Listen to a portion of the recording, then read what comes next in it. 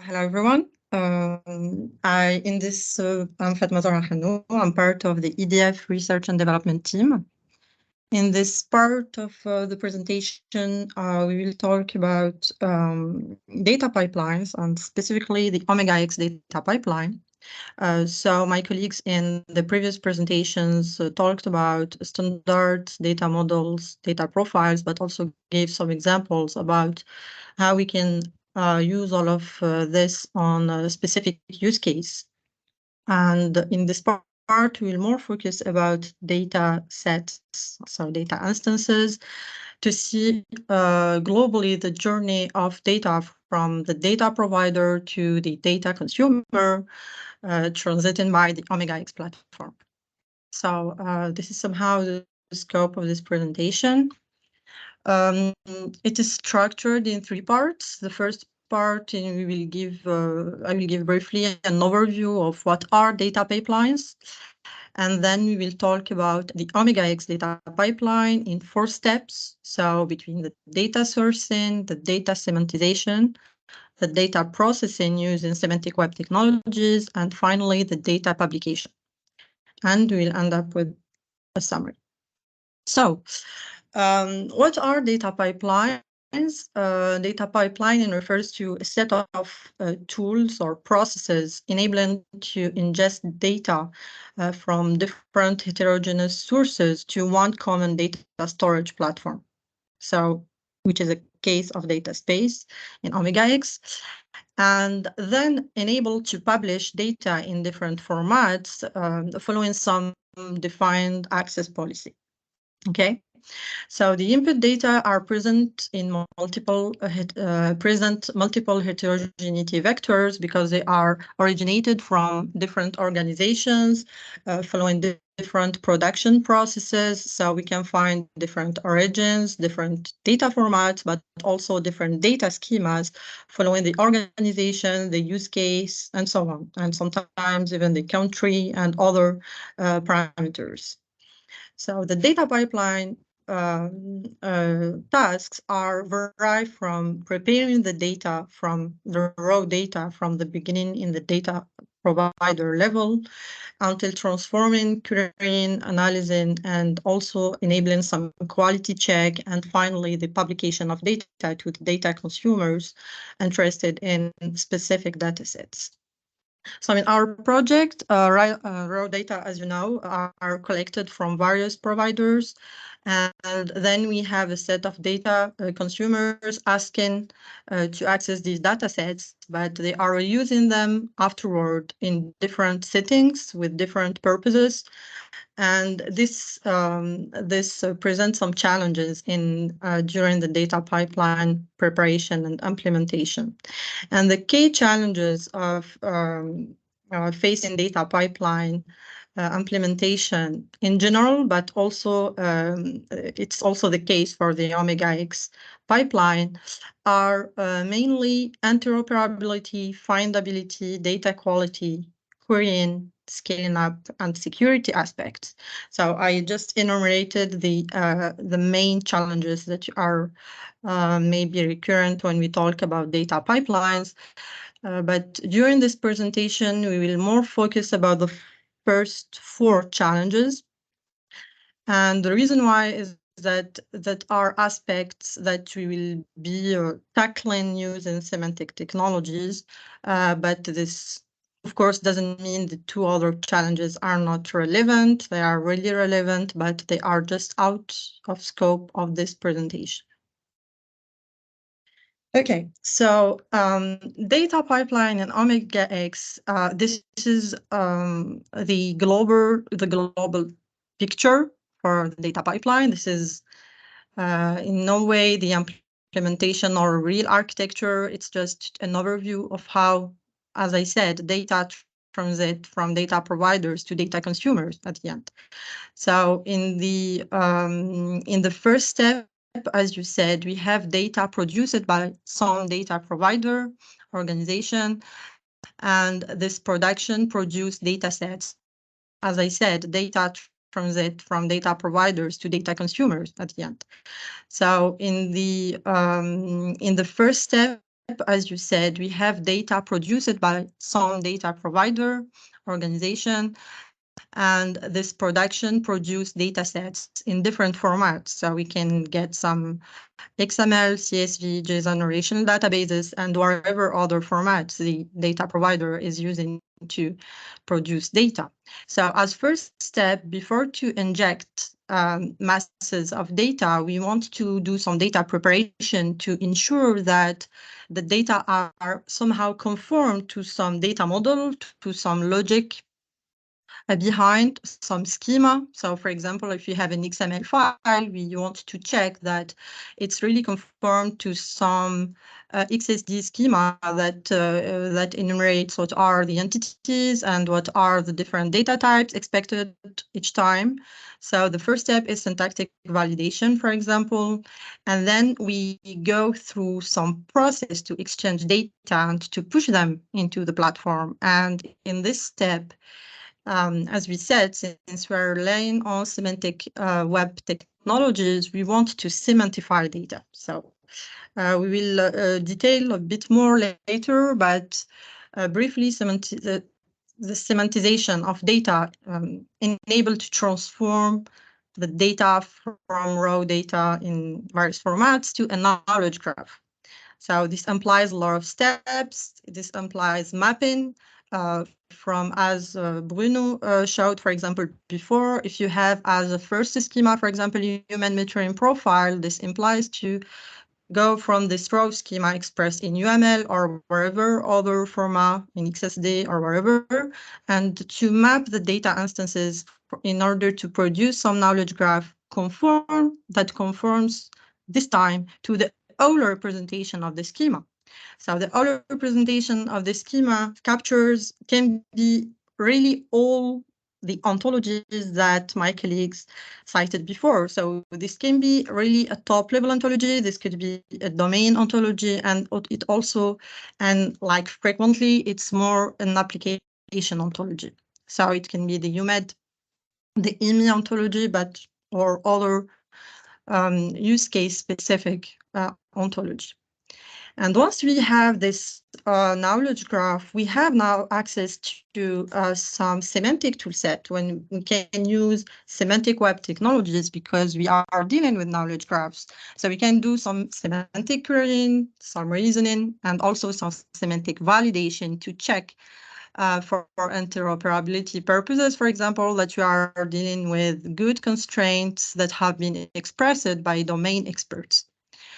So once we do some magic here, we can now serialize data and publish them to data consumers, asking access to these data sets, of course, and we can give data and produce data in the original formats, so XML, CSV, JSON, relational database, wherever, but also we can serialize them in knowledge graph, RDF graph formats, and here we have also plenty of formats, 5 or 6, I think, among which we can cite, for example, JSON LD, and so on. So we have richer publication possibilities, but also we can do some summary of what are the quality check-in task we've done in the previous step to produce some quality report.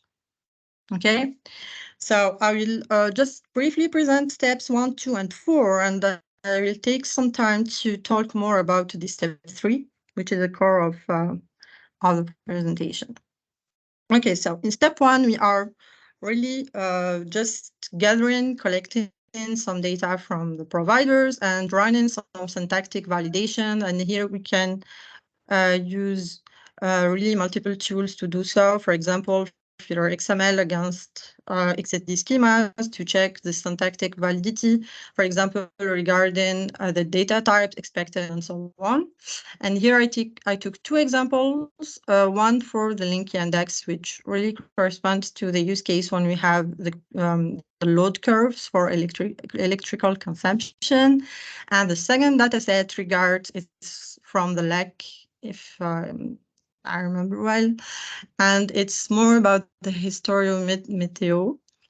And it really records some environmental indicators such as temperature, pressure, humidity, and so on, in with different timestamps. So at this stage, we have different formats. We can do some data preparation, and this is a key message. Afterward, we will go through the semantization process where we can also use a technique and a tool which is called RML, but we can also use other techniques. It's not the only technique existing. And in this step, as I said, we have the data instance on the schema, and we are supposing that people like Bruno did the job and created some mapping from the schema. For example, here I took exactly the same example, which is a human midbrain, that we can map to EMI ontology, we can map to EDS ontology, we can map wherever, but in real case here, Bruno created the EMI ontology, which is the application ontology, and we can just say how entities in the original schema are mapped into classes and properties in the ontology case. Yeah, and here maybe at first glance we can say, okay, we are renaming entities. It's not a big deal, but it is because we are capturing more than one schema in the input, and we can map them to one common schema. And this is very important because we are willing to do some semantic interoperability. So if we are working on more than one data set, if we want to interlink data sets, we want to talk the same language and to understand terms as they appear in different data sets. So this mapping phase enables this to say that this data set talks this part, this language, this ontological language, and so on. And I think that here I included some example. So here I took the same load curve XML data, and we can apply here in this case. I just took some RML mapping, which says typically that if you have this entity and this attribute, you can map it to this ontology class. For example, it was the case for the evaluation point ID, that the usage point in the XML that we mapped into the evaluation point, and so on. And in the output, we have some knowledge graph that we can serialize in different formats, and which is semantically like annotated and present. Okay, and as I said, once we have the knowledge graph in the platform, we have now access to the semantic web technologies toolset, and this includes using ontologies to have this common representation, knowledge representation. We can also do some semantic annotation to give some context to a data set, but also we have access to semantic querying, to formal reasoning, or what we call symbolic systems, and also to some semantic validation tools, such as Shackle, where we can do a little bit more advanced validation than syntactic validation. Okay, so the tasks I just cited here 4, but we can really enumerate way more. We can say that we can do some linked data, which is interlinking data sets to cover wider extents. For example, we can imagine to link data sets that are spatially geographically in the same location, or on the temporal dimension, or also maybe on the organizational dimension, and so on. So we can, once the data sets are expressed using the same CSDM, so common semantic data model, we can do some data discovery because data sets are now interlinked. So the second task could be semantic querying, which we will see offer a bit more richer capabilities in querying data sets. And we can do reasoning to infer and discover new hidden relationships and facts or insights from existing data. And finally, as I said, we can do some semantic validation by exploring semantic relationships that are typically richer than classical relationships, to check whether data are conformed to some domain knowledge. And the domain knowledge could be also data about data and metadata, saying that, okay, in addition to our data set, we are storing some knowledge regarding some expert knowledge about what are the processes, how this is done, what is the data production context, and so on. Okay, so I will take 3 or 4 slides to illustrate what we can do using the semantic web technologies on knowledge graphs. So first of all, we talk about data interlinking and discovery, or what we classically also can call data integration. If we consider here this query that asks for the impact of high humidity days on consumption peaks. At first glance, we know that we have some load curve datasets, and we also have some meteo datasets. And in the load curve dataset, we know that we have some data about the electrical consumption, and in the meteo dataset, we have some data about environmental indicators. And the first idea is to say, okay, let's join these 2 datasets, and we get plenty if they, of course, we are assuming that they are covering the same spatial temporal context and the same, really, we are talking about the same place. So we can say, okay, let's interlink these 2 datasets, and then we can answer this query. But of course, if we are doing this on the raw data, we have schema and language heterogeneities. We do not know necessarily, it's not trivial necessarily how to interlink them and how to query the integrated data. So that's why the CSDM, so the shared knowledge representation mechanism, is difficult, because the semantic system can identify days with high electricity consumption, but also cross-references is set with meteorological data because they are expressed using the same knowledge representation system. And we have some semantic relationships enabling this. So we can identify also humidity days and provide more context to data and enable understanding how weather patterns might be influencing electrical consumption. So this might be true for, it's just an example, this might be true for properties, environment, but it can be also true for other considerations. Okay, if we read again this query, this says, is there any impact of high humidity on consumption peaks? And you might be wondering how data I showed just before are presenting data, how datasets are presenting indicators about values about high humidity and consumption peaks.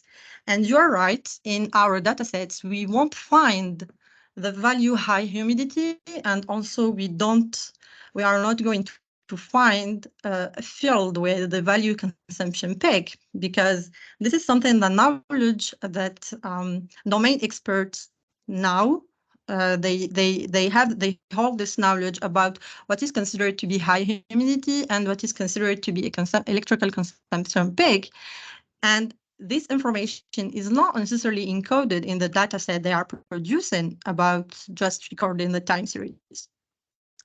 And what we can do with semantic inference, and in this part we go through the reasoning part, we can express this knowledge in the ontology. So we can define some rules, some inference rules, some restrictions, constraints, saying that, okay, if we have numerical values in the humidity part, we can infer this corresponds to what humidity class. So we can say, okay, and here I hope that I'm true with this correspondence value. If you are above 65, maybe we can start talking about high humidity day. Good. So I said that, okay, so we can express this correspondence between the both qualitative and quantitative modes to allow users and to allow expressing more rich queries. And I got one question while I talk about this is, okay, we just have to rewrite the query and say, is there any impact of humidity higher than 65 percent on consumption peaks or on values of electrical consumption, which is true. But we just need to imagine that all data sets are not expressed in the same way. So we can have just some data sets expressing it in numerical values, another data set in qualitative way, and so on. And for interoperability reasons, we need to match the different things. And the symbolic systems will use inference mechanisms to infer new facts from explicitly stated facts in the dataset. So we know for sure that if a day has some value which has humidity value of 80, we can say that this day is automatically classified as being high humidity day, and this eases the discovery of data discovery and reuse. And this is also true also for the consumption peak. Okay, so that was the second task. For the last one, we talked about semantic validation, and semantic validation implies exploring semantic relationships to check whether data are valid according to some patterns. And these patterns typically are encoded in the domain knowledge. As I said, what experts hold as knowledge, but which is not necessarily expressed in the data sets, but we only need to express it once in the starting like data platform preparation. We said, okay, let's assume that, for example, and here we have a first rule that says, okay, if you are dealing with these energy types, we are expecting this unit symbol in data. If we are talking about active power, we're expecting to get data expressed in watt. And when I see watt, it's also kilowatt, megawatt, and so on. But this is a unit associated to this energy type.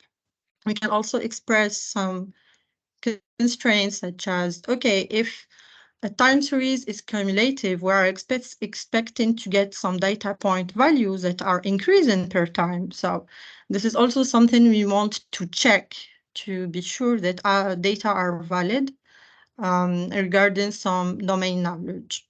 And this is something we can express more in using the semantic tools and less using classical schema checking and the syntactic validation steps. So here, for example, I'm using a shackle constraint example that implements typically the first validity constraint, saying that if we have data that are that for the energy type active power, we are expecting somewhat in the unit. Okay. Okay, so and the last step, we know that, okay, once we have the knowledge graph part, we have a richer representation. So it will be easier to serialize data in the RDF graph serialization formats. But also we can also just send data in the original format that have been expressed and produced by the data provider. So here I included some part of the data set expressed in Turtle, which is one serialization format for the RDF graphs, but we can also do it in JSON and wherever else. So, yeah, so this is the first. And as I said before, we can send these data in different format, all while producing some quality report talking about what we've done in the semantic validation step. Okay, so this is a real last slide when we talk about the main points we talked about. So the first thing is that my colleagues talked a lot about standards, SIM, human metering, and profiles, and all the data models and schemas and that are used in different organizations to structure and to produce data. One very important point to say is that semantic models and ontologies are not against these, but it's really something that complements standardization efforts, because if we want to reach global interoperability, we also will work on the semantic level. So they just enhance data sharing and access mechanisms, and also give access to more tools to do some richer tasks, but they do not really replace how data are produced. So this is totally okay to produce data in whatever format, following whatever schema. So semantic web technologies, in the second point, support heterogeneous data integration, as we saw before, and enable stronger querying mechanisms and lead to higher discoverability rates, because however, how we are expressing data, if we have some metadata explaining what the datasets are about and contain, we can expect to higher discoverability rate when we are searching for some dataset. And finally, semantic technologies are a strong ally to support what we know as the fair data principle and principles, and also what Lina presented in the beginning as data space architectural principles. And that's all. Thank you for listening. And do you have any questions? Yes, just a quick question, because you mentioned metadata. Could you elaborate about this? Because I think we have this task in front of us to deal with metadata at the level of our data sets, but maybe at the level of our CSDM. And also I had this question concerning versioning of our data models, versioning of our ontology, our CSDM, and how we will have to manage this versioning of different data models and ontologies. Thank you. Okay. So regarding metadata, I think that we have multiple approaches to integrate, to create metadata, but also to reuse them. The idea is that we can really integrate metadata while we are doing some semantization. So in step 2, and we say, okay, this data set is, we have some context about the data set. We know that it's in this location from these organizations, and somehow we have some static informations about what is the organizations, what are the devices, the implementations, or data that are not really present in this data set specifically. And we can do just some linking by saying, okay, this is a graph, link it to some other graph, because in semantic in the semantic layer, we are more managing URIs. So you will tell me if I need to explain better this this concept. And URIs are as URLs, some identifiers that enable to really, in a short way, to just give some identifier about another graph. So we can create this URI about some metadata concerning the organization, concerning the context, the more details about the environment, and so on, and link them to the graph of the time series, for example, to say that this time series regards some organization, and here is the link that explains more about this organization. And it's a graph, of course, a knowledge graph again. So it's one way to attach metadata to data, to a raw data, talking about some dynamical time series. And afterward, this is really valuable when discovering the data set, because it enables to use more tagging when you want to discover, for example, about some organization or some aspects more specific. If we did this linking between knowledge graphs, we can discover more of these data sets.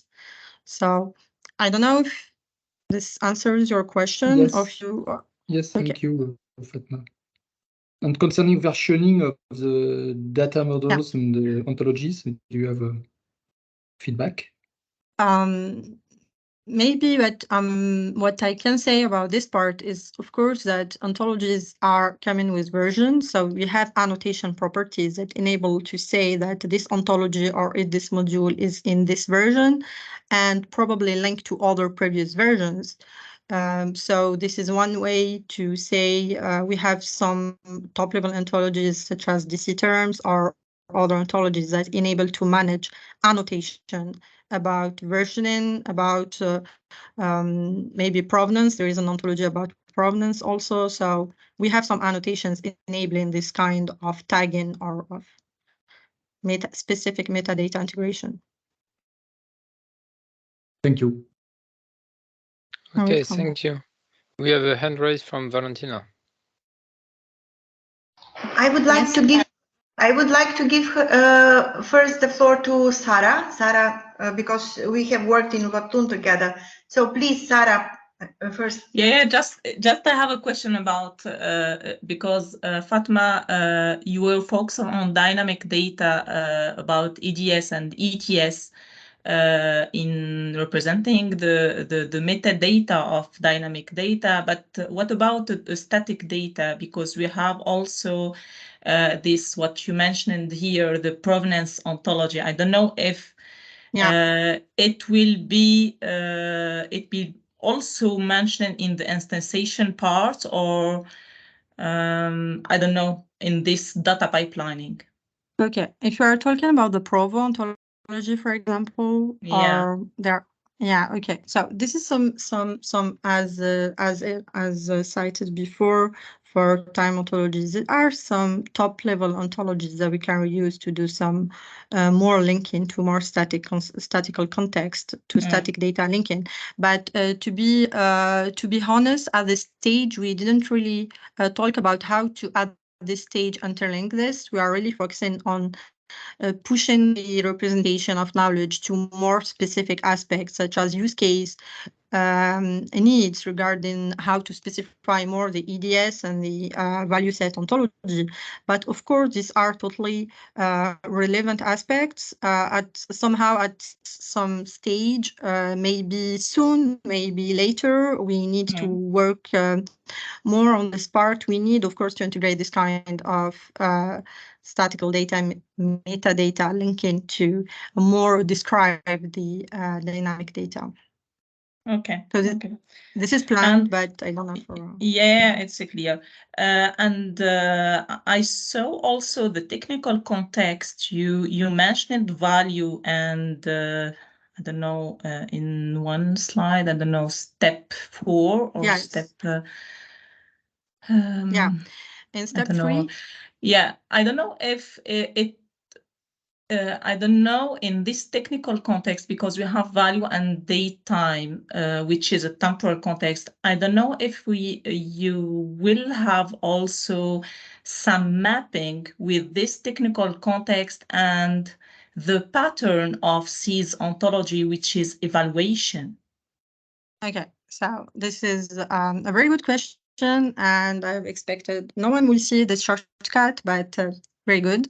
Nice job. The technical concept is not straightforward linkage to value and dataset, of course, as has been presented by Lina and Bruno earlier. Yeah. This was just somehow some shortcut to avoid including the whole schema and how the different parts are interlinked, just to show how we can just infer things about the date time, what is high humidity day, and so on. But you're totally right. We didn't talk about the Cs.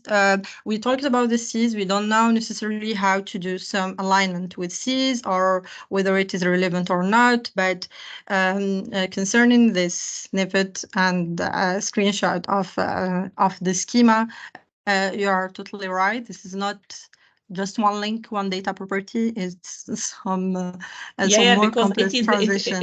It is the same pattern what we have in evaluation ontology in Cs. It is the same. I don't know, because here we will not creating another maybe to enrich some semantic data model, but not to invent or to create the will. So maybe here we can have some mapping if you want to have a specific model or meta model of a technical context in omega X, but we have the same pattern in the evaluation ontology in Cs, which is evaluation, and we have the different temporal context, the values, and we can have the interval of this time series, etc., etc. So maybe we can you can have a look in this ontology.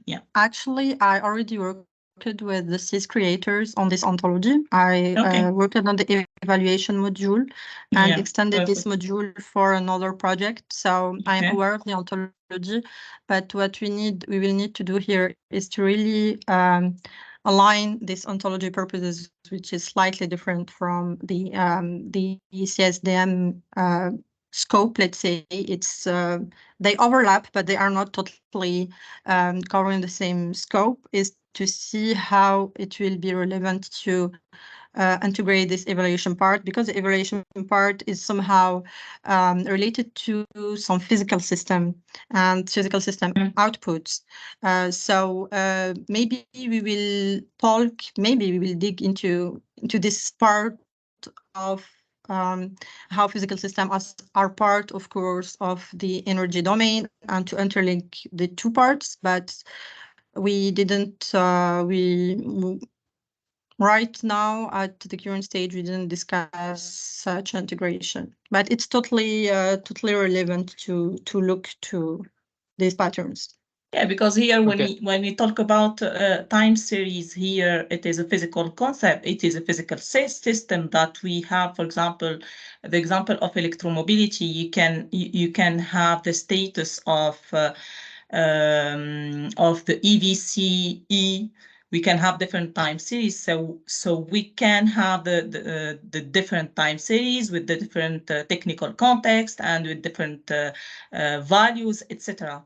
So I can also use the evaluation ontology of CIS. So it is the same thing.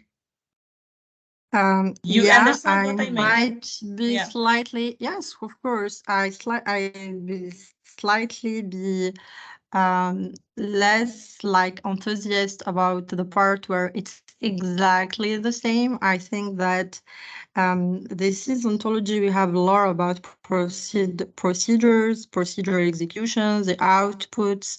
It's defined in slightly be less like enthusiast about the part where it's exactly the same. I think that this is ontology. We have a lot about procedures, procedure executions, the outputs. It's defined in some context. It's really relevant. Again, I worked on some extension of this ontology, so I'm aware of it. But really make it, and we will face it to the use cases, requirements, needs, to see if it is enough to integrate it as it is, or we will do some specialization or wherever, but it is planned to look into this kind of ontologies. That's the point. Fatma-Zohra, the discussion is ongoing, but we are only a few time remaining. If you want, Valentina, yes, very quickly, because we want to keep like 5 minutes for conclusion with everyone. Sure. Yes, regarding the metadata, I would like to say that I enjoyed all parts of the workshop or today, but regarding the metadata, so in my opinion, what Lina has done, or Bruno, or the team around her, so all this presentation of the data set, so we have the data set and we have to describe the data set, and she proposed how to describe the data sets with business context and with technical context. So this is already the metadata. So this is the metadata, and we have to agree where this metadata will be stored, either on the data space or on the market side, or on the provider side, or we have to have clear definition where this metadata will be stored.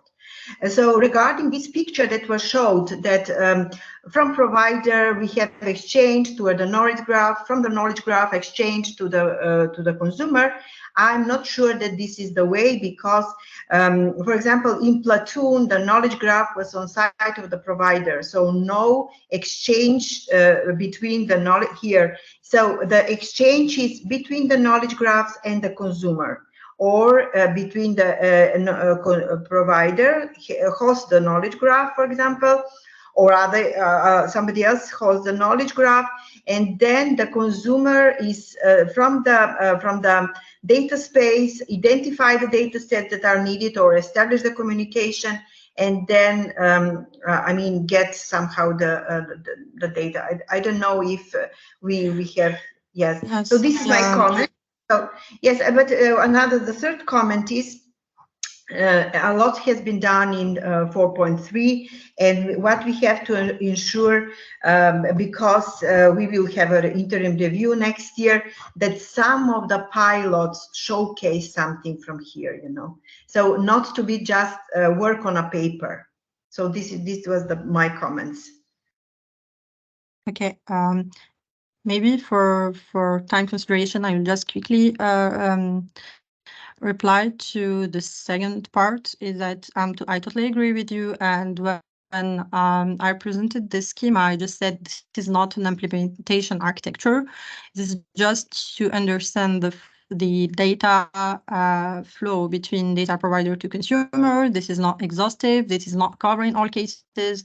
But the idea is it's just to present the different steps. So of course, if we can do some knowledge graph generation on premises, on data provider premises, this is okay. This is part of the pipeline. This is not different. So this is not a strict implementation to flow. This is not a recommendation for how to do things. It's more to present tasks and how they are. Sure, yeah. Thanks a lot. So yes, that is why I said we should have some partner to showcase. I mean the flow. Thank you, Valentina. Thank you. Yes, thank you, Valentina. Indeed, it's very important that what we do will be demonstrated with real pilot. To conclude, I think you have some items prepared that maybe we can complement with some of the discussion we had today. Yes, so I let you start with that, Eric. Very fast. Huh? Okay, our Omega X common semantic data model will continue to evolve because we retain an agile approach, and we will have a version 2 of deliverable D4.1 in April of next year. So I recommend to have this workshop between experts on ontology before this second version. The CSDM validation will be reinforced based on data sets provided and Omega X pilots. It's really important to stay focused on the pilots which will demonstrate a concrete implementation of our CSDM. Third point is the interaction with sister projects on internet on CSDM that should begin right now. So it's maybe a topic that will be discussed during the 8th of November during the conference organized by Tecnalia in Bilbao.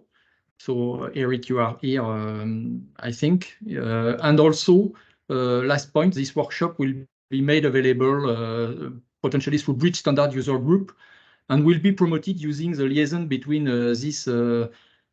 between Bridge and the Sense and Advocacy Coordination Group on Smart Grids, because we will have a workshop between ETSI and IC in the first quarter of next year. So I think we can leverage these inputs, and I would like to thank all the participants and all the people who participated to this D4.1 document. Thank you. Yes, thank you, Eric. And based on the discussion we had today, I think we can just complement and say that also item was raised regarding the tools to be used. So we are more going into like technical perspective. So there was this question of tools, and the second question was about metadata. We started to have the discussion that maybe needs to be also clarified. So these are two technical items that will, of course, be continued to be tackled in the task. So thank you very much. I'm going to stop the recording, and have a great day, and thanks a lot to all of you. Yeah, thanks thank you, everyone. Have a nice day. Thanks a lot. Bye-bye. Thank you all. Bye-bye. Bye.